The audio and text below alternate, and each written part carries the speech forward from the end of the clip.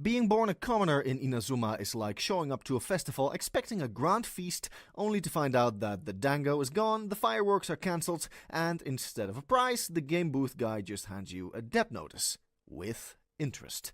You don't get riches, you don't get power, and you definitely don't get a happy ending. What you do get is a lifetime subscription to suffering, mandatory taxation, endless labor, and a daily game of will I get mugged before lunch?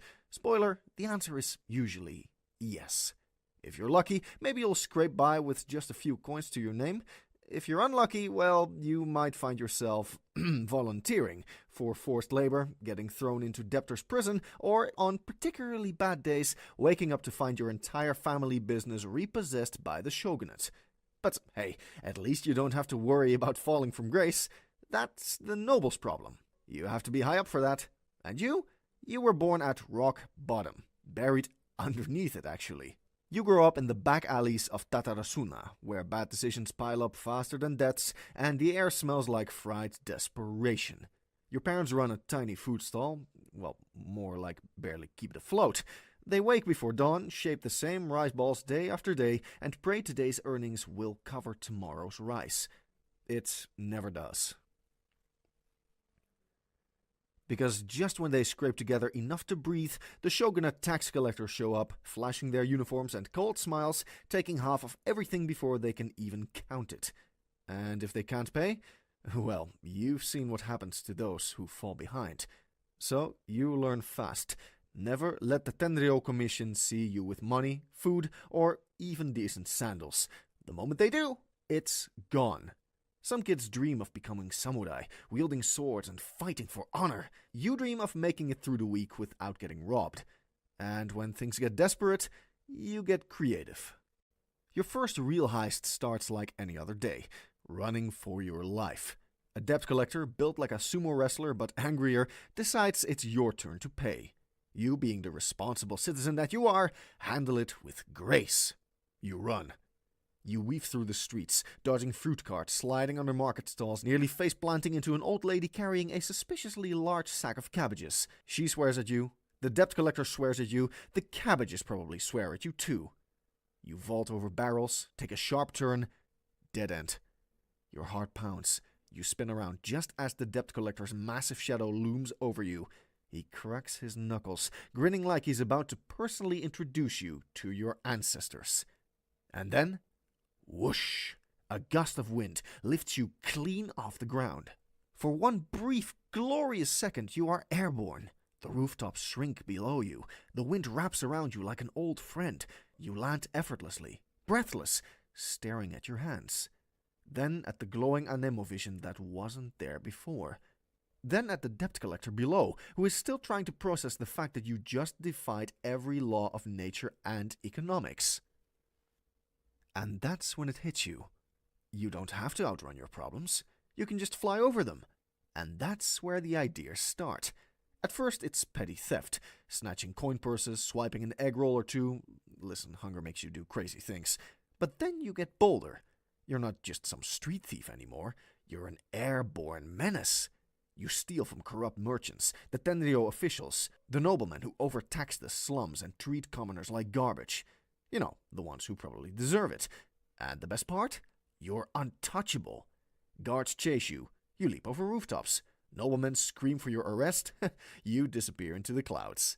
A merchant swears he'll have your head. You're already halfway across the city, eating the sweet rolls you just stole from his stall. Congratulations, you are now Inazuma's most stylish airborne pickpocket. The slums whisper your name like you're some mythical rogue, a hero of the downtrodden, a shadow in the wind, and you start feeling invincible. That's your first mistake. One night, a heist goes sideways. You and your best friend split up to escape. You make it, they don't. The next time you see them, they're not running beside you. They're kneeling on an execution platform, hands tied, surrounded by Tenryo guards. The noble overseeing it barely looks up from his tea. The executioner sharpens his blade like he's just prepping fish. Your friend locks eyes with you in the crowd, a silent plea in their gaze.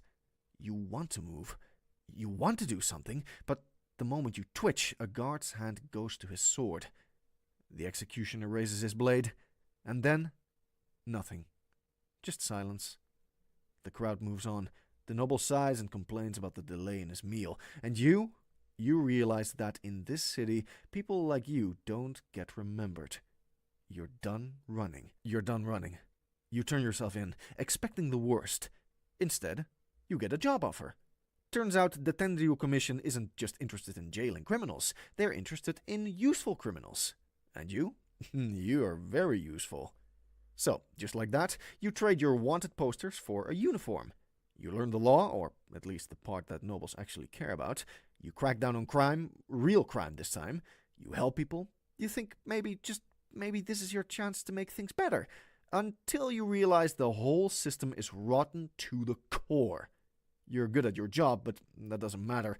The higher-ups still see you as gutter trash, a street rat who got lucky. No matter how many arrests you make, how many criminals you put away, they never let you forget you are and always will be a commoner. And then the Vision Hunt decree happens. One day you're upholding justice. The next, you're ordered to rip visions from people's hands. At first you tell yourself it's for the good of Inazuma. Then you see what happens to the people who lose their visions. The blank stares, the hollow voices, the way they stop being themselves. You watch friends, neighbors, people who once fought so hard for their dreams, reduced to empty husks. You try to ignore it. Then comes the order that changes everything. A rogue vision holder. Dangerous. Must be captured. You don't even flinch until you see the name. It's an old friend from the slums. The one who never sold you out, never left you behind, never let you fall. And now, you're supposed to drag them to the executioner. You march with your squad, drowning out the screaming in your head. You find them in a rundown hideout, breathless, clutching their vision like it's the only thing keeping them alive. They see you. They laugh. Figures they'd send you. And you? You freeze. Your squad leader barks your name. Your friend meets your eyes. Hope and heartbreak tangled together. You're really gonna do this? You step forward. Then before you can think, before you can stop You're really gonna do this? You step forward. Then before you can think, before you can stop yourself, the wind howls. A blast of animo sends your squad flying. You grab your friend's wrist, and the two of you vanish into the night. By sunrise, your name is on every bounty board in the city. The Tenryu Commission, the nobles, the people you once called allies, they all want your head. So, you do the only thing left to do. You run, you fight, you survive. You and your old friend, your partner in crime, the one you just risked everything for, go into hiding together. The first few days are spent sneaking through alleyways, swapping disguises, and living off whatever scraps you can scavenge. At first, it almost feels like old times. The two of you laughing under the moonlight, cracking jokes about how you used to steal from bounty boards, not appear on them. Then, reality sets in. The Tenryu Commission isn't letting this slide. Every day, more wanted posters. Every night, more patrols hunting you down. You both know this can't last. And one night, after another narrow escape, your friend sighs, leans against a crumbling wall, and gives you that familiar, mischievous grin. The same one from your childhood, when they had just come up with a really, really bad idea. This was fun, they say. Well, except for the part where we're both about to die. You force out a chuckle. Yeah, a real adventure. A silence lingers between you. Then they nudge your shoulder. You know what's coming next, right? You know. Of course you do. If you stay together, you'll both die. If you split up, one of you might make it. They stretch their arms, groaning. I guess it's time for our dramatic, heart-wrenching goodbye scene, huh? Should we cry? Hold hands? Maybe share a poetic final line? You try to joke back, but it catches in your throat. They slap your back, grinning. Come on, don't look at me like that. It's not goodbye, it's just see you later. But, probably not. You shove them. That's the worst farewell I've ever heard. They laugh. All right, fine. How about this? When this is all over, let's meet back at our old hideout. You know, if one of us isn't dead. You nod. It's a stupid promise. You both know it. But you also both pretend it's real. They take one last look at you, giving you a lazy salute, and then, just like that, they're gone, vanishing into the night like they were never there. And you do the only thing left to do. You fight back. You join the resistance, turning everything they taught you against them. The same skills you once used to enforce the law, you now use to tear it down. But even as you fight, you realize something. Even when you stand against the system, you're still just a pawn. You were born with nothing, and now after everything, you still have nothing. No fortune, no noble title, no grand legacy. But here's the thing. You don't fight for riches or power. You fight because someone has to. Because if commoners don't stand up, who will? And maybe, just maybe, one day, people like you won't have to fight just to survive. Until then, you keep running, keep stealing, keep fighting. Because in Inazuma, commoners don't get happy endings. They get forgotten, or worse, they get remembered for all the wrong reasons.